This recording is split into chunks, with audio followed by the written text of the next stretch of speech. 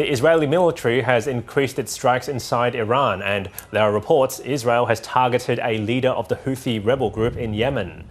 Russian President Vladimir Putin has now spoken to US President Donald Trump about the escalating tensions, expressing concern. In the meantime, the UK will move military assets, including fighter jets, to the region.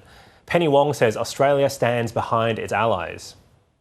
The key issue is not, is there a threat? There is. We all know that. It's whether or not, in response to it, we increase the risk of regional escalation.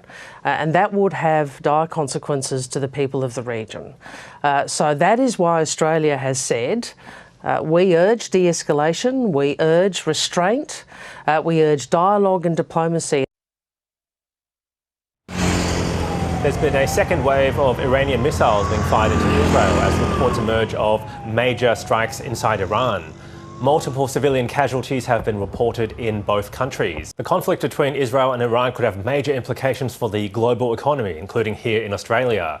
And the most extreme reaction on markets was seen in the oil price, with Brent Crude, the international benchmark, surging above $75 a barrel, which is around a 4-month high, after a more than 7% jump in a single day. So if sustained, this could lead to higher petrol prices here, which in a worst case scenario might cause inflation to rise again. Now for more, let's bring in AMP's chief economist, Shane Oliver. Hi there, Shane. How expensive are you expecting petrol prices to get as a result of what's happening between Iran and Israel?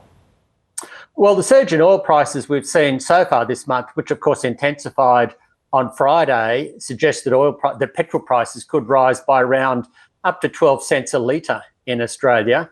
And of course, there's still a lot unknown with Israel now targeting Iranian energy assets. Then the risk is on the upside. We could see some more impact from that.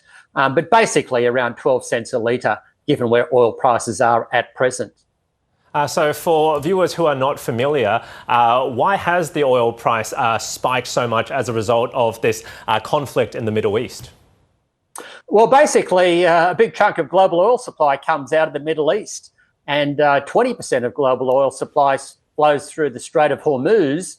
And of course, Iran, has often threatened to block that or disrupt that. So that's the main risk here, that the oil markets are concerned that there'll be some sort of disruption to supply flowing from the conflict between Israel and Iran. So far, we haven't seen that happen. But of course, it's early days yet, and this conflict is still escalating. Shane, this is happening at a time when the world's already on edge about Donald Trump's trade wars and ever-changing tariff policies. So how worried are you this could lead to inflation rising again, and what this could mean for interest rates?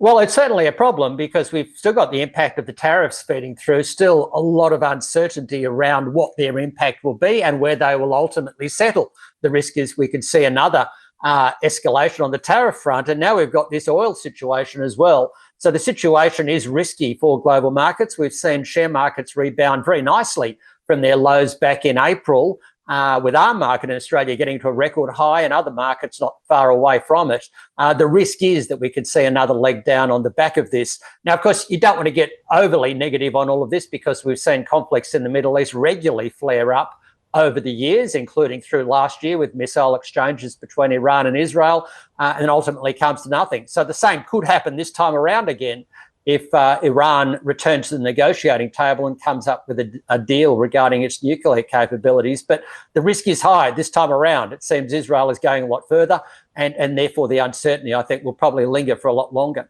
Well, there's nothing markets hate more than uncertainty. Shane, thank you so much for breaking it down for us so simply. My pleasure. Thank you.